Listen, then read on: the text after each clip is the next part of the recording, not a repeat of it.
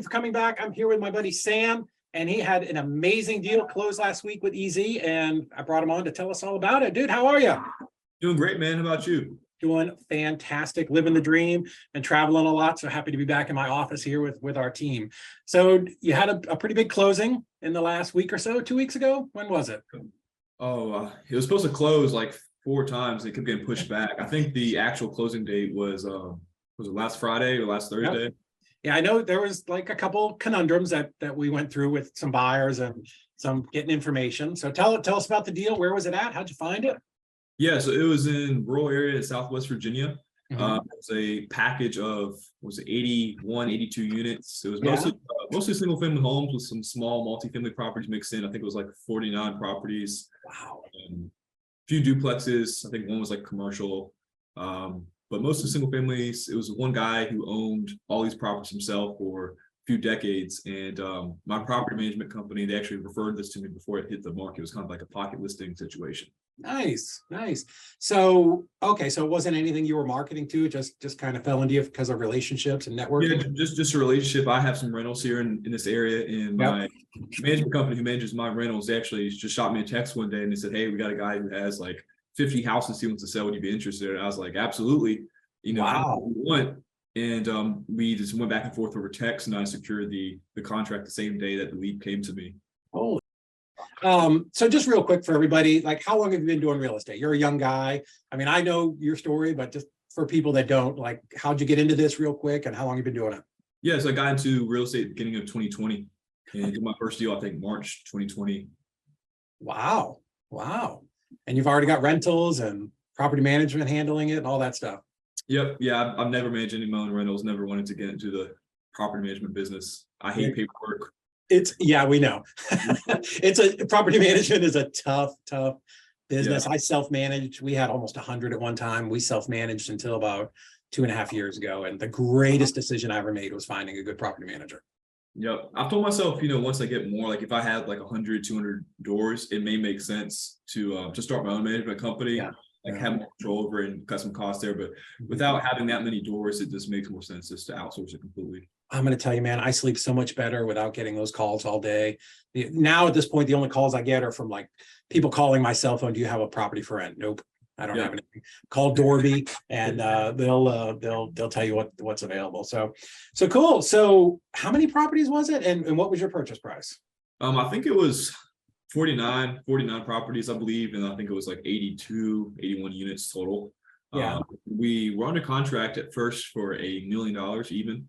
And then we ended up renegotiating down to, we didn't renegotiate much. Basically what happened was the property manager accidentally included a mobile home that was not supposed to be on the sheet of properties because it was on the same parcel or on the same lot of land that the owner's personal residence is. And he didn't want to sell his personal residence. He just wanted to sell all his rentals. So it was a mistake to be included in the spreadsheet. So basically they took off the value that the tax assessed value was at the last minute. So it was like, I think 983 or 984, something like that. Dude, that's like less than $15,000 a door. That's so cheap.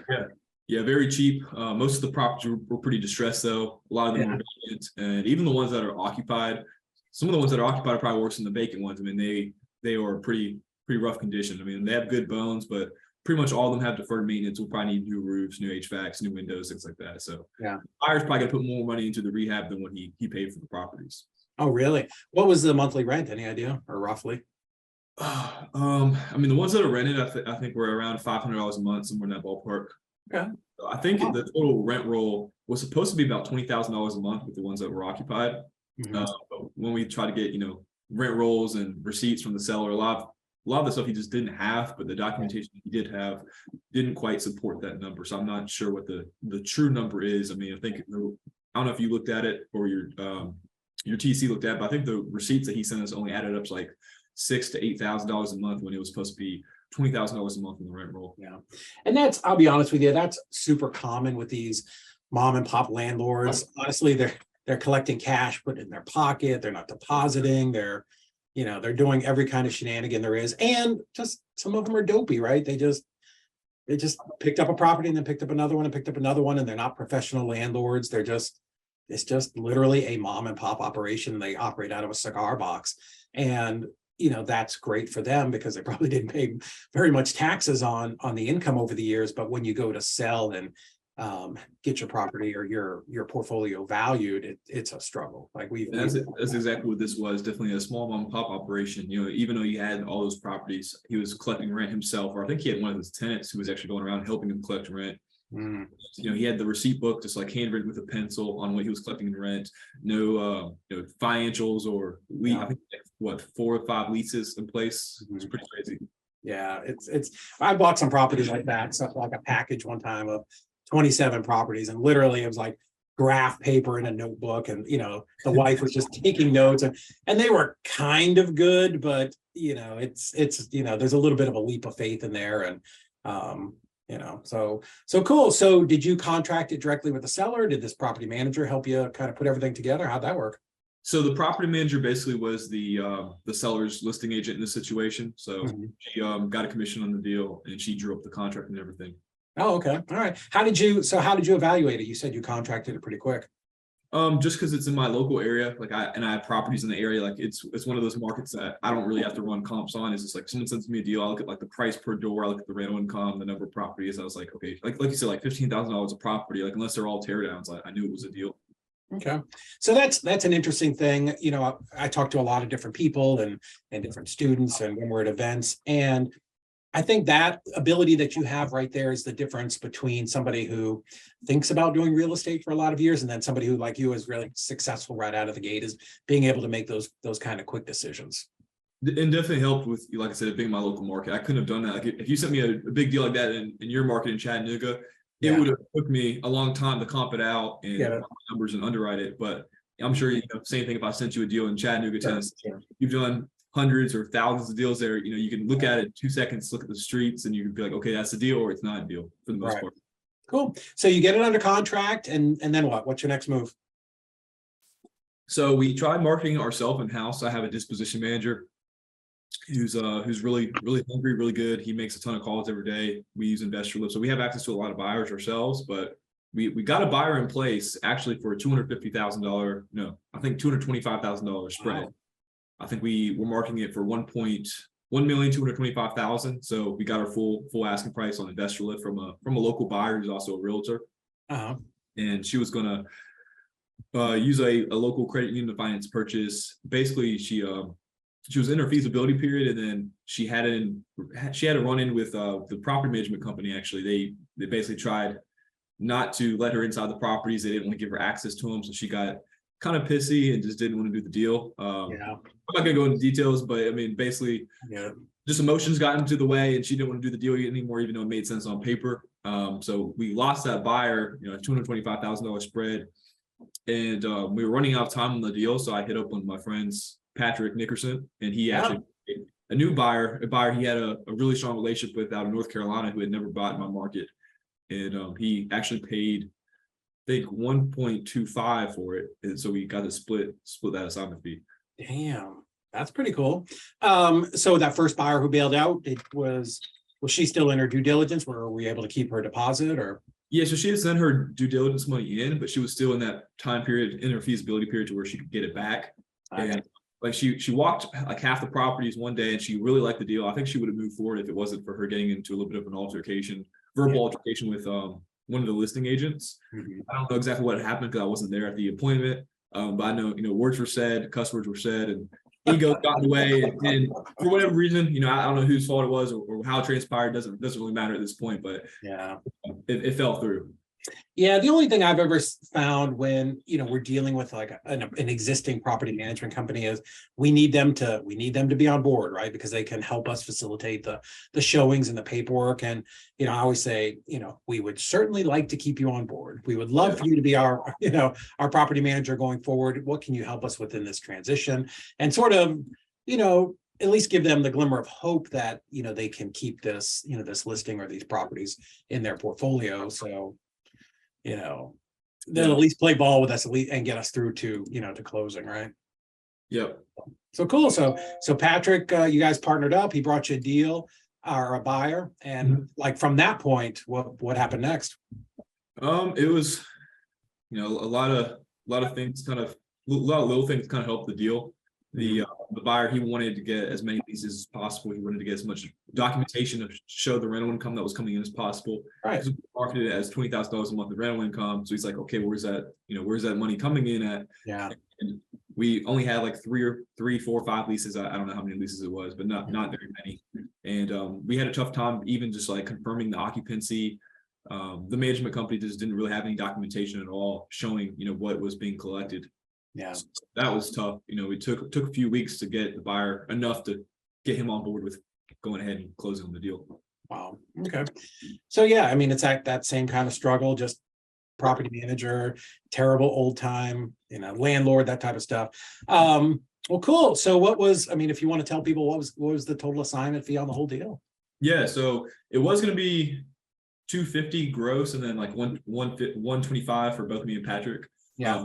We ended up reducing the price by, I think, 10,000 each on our end to compensate for some of the things that the buyer was not able to get as far as proving the rental income. So we ended up making 115,000 each to $130,000 total on the deal. So to 230,000 in assignment fees for picking up the phone when somebody called you and said, "Hey man, I got this deal you might want to look at." Yeah. Dude, that's incredible. Congratulations, Great, man. man. That's awesome. So happy for both of you guys.